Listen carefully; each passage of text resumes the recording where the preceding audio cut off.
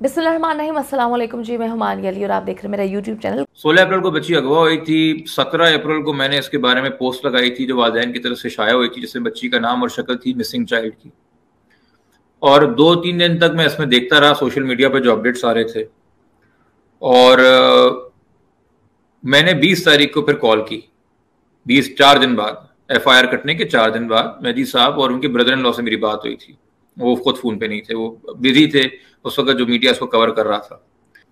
मैंने उनको 20 तारीख को फ़ोन करके कहा था कि मेरा एक्सपीरियंस मुझे बताता है कि कुछ दिनों में आपके सामने एक निकाह नामा लहराते हुए पुलिस आएगी और इसको चाइल्ड मैरिज का केस बना देगी।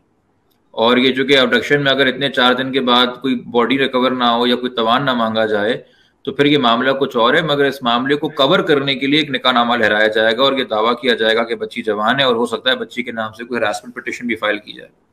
उस वक्त उन्होंने कहा था कि हमारे पास एक लीगल टीम है, वो राब्ते में है, हमारे अपनी फैमिली में भी लॉयर्स हैं, हम फिलहाल मुतमईन हैं।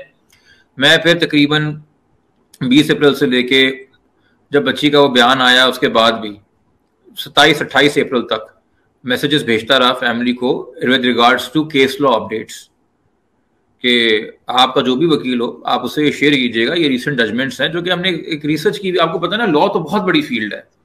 हम दोस्तों में भी पूछते हैं यार कि कॉपीराइट, इंटेलेक्चुअल प्रॉपर्टी का अच्छा वकील कौन है, फैमिली का अच्छा वकील कौन है, क्रिमिनल का अच्छा, इस तरह न्यूरोलॉजिस्ट होता है, कार्डियोलॉजिस्ट होता है, यूरोलॉजिस्ट होता है मेडिकल में, इसी तरह लॉ की भी बड़ी फील्ड है। तो ये इसमें मैं केसेस कर करके एक रिसर्च है, एक रिकॉल मेमोरी है, फलाने केस में ये हुआ था, फलाने केस में ये हुआ था।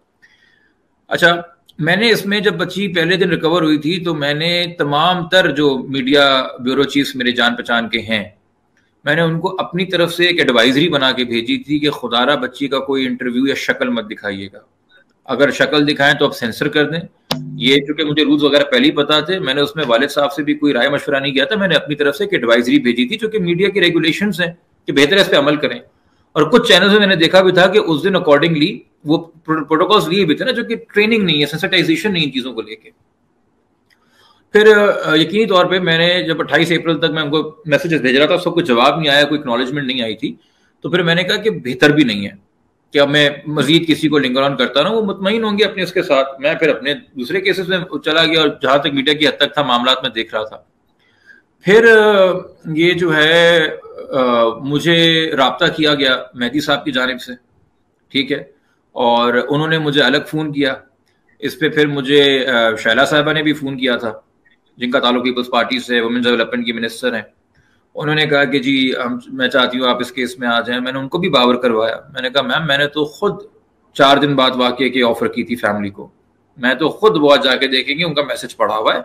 बट अगर कोई विलिंगली रेडिली ना आए तो प्रोफेशनल एथिक्स कहते हैं कि आप जाके, वही जो मैं वसवसों वाली बात कर रहा था ना, मैं क्या कहता हूं उनको, मैं ये कहता बैठ के कि जी आपके वकील अच्छे नहीं है या वकील आपके प्रॉपर नहीं है, यानी कि एक बहुत चीप हरकत होती कि मैं क्लाइंट, जिसको कहते हैं स्नैचिंग, स्नीकिंगली आके करना, वो हमारा काम नहीं है।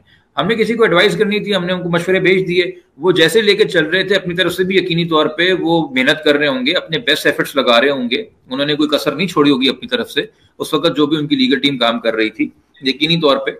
और फिर मेहदी साहब मुझसे मिलने आए और मैंने उस वक्त, फिर चूंकि ये काफी वक्त गुजर चुका था और बहुत सारी चीजें थी, फिर 2-3 दिन मैंने इसमें लिए वेरीफाई करने के लिए कि जो मेरा क्लाइंट मुझे बता रहा है वो कितना सच पे खड़ा है। क्योंकि मैंने जितने भी हाई प्रोफाइल केसेस किए हैं बतौर पिटिशनर, बतौर एक्टिविस्ट या बतौर लॉयर, वाहिद चीज जो आखिर में डट खड़ी रहती है वो होता है सच, the true facts of the case. तो it is not the profile of the lawyer, it is not the media hype, ये सब चीजें वक्ती होती हैं। असल में जो कन्विक्शन ला के देगी आपको, सच ला के देगी। तो मुझे याद है, आई थिंक मेरे ख्याल में 10 जून को मेरी मुलाकात हुई है इनके वालिद से पहली, या 11 जून को, और मैंने इनके सारे डॉक्यूमेंट्स लिए, 2 दिन स्टडी किया है। फिर जहाँ जहाँ जिनको मैं जानता था मैंने अपनी तरफ से इंक्वायरी वगैरह करवाई, क्या चीज़ है, क्या मामला आते हैं। क्योंकि मैं बीच में 2-3 हफ्ते फिर अवे भी रहा था ना केस से, जब शुरू में इन्होंने जवाब कोई नहीं दिया था। तो फिर मैंने 13 को इनको बुला के कहा था कि जी I will take on this case, और मैं रेस्ट एश्योर्ड था कि जो मेरा क्लाइंट का केस है वो जेन्युइन केस है, और अगर जेन्युइन केस है तो कम वॉट में कम 6 महीने लगे, साल लगे, 1.5 साल लगे, एंड में इंसाफ होना है।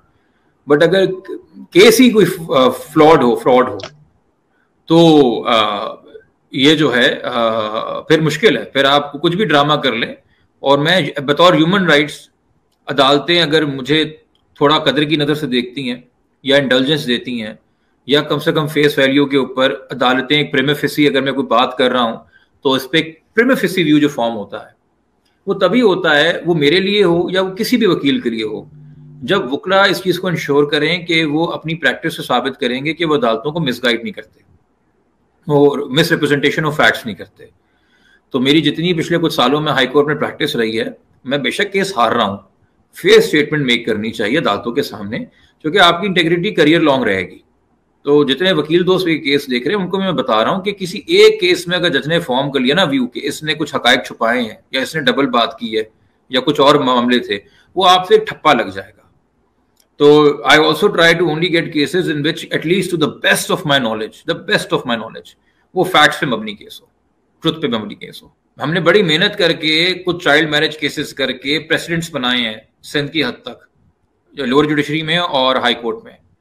اس میں چونکہ جو بھی ججمنٹ پہلے آئی تھی سیٹلڈ لبرٹی والی, وہ یقینی طور پہ اس وقت جو فیکٹس وغیرہ تھے اس کی روشنی میں آئی تھی, بٹ مجھے پتا تھا اس میں انکوائری انویسٹیگیشن صحیح نہیں تھی, تو ہمارا پرپس تھا کہ ہم اس کو کیور کروائیں گے.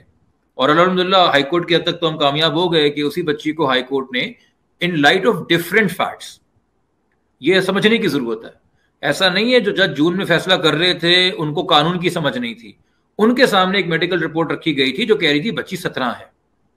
دوبارہ جب جولائی میں صاحبان نے فیصلہ کیا تو ان کے سامنے ایک رپورٹ رکھی گئی جس میں بچی نیئر ٹو 15 ہے. تو بدلتے فیکٹس کے دوران حفظ بیجا کی جو ٹینٹیٹو فائنڈنگز ہوتی ہیں وہ چینج ہوتی ہیں, بٹ عدالتوں کو صحیح اسسٹ بھی کیا جائے, گائیڈ بھی کیا جائے, اس کے لیے بھی محنت درکار ہوتی ہے. باقی ہمارا عدالتوں پہ بھروسہ ہے کہ one surprise of the facts, دیر آئے درست آئے, انصاف ملے گا. آئی او کی انویسٹیگیشن میں روڈ بلاک نہیں پیدا کیے جا سکتے.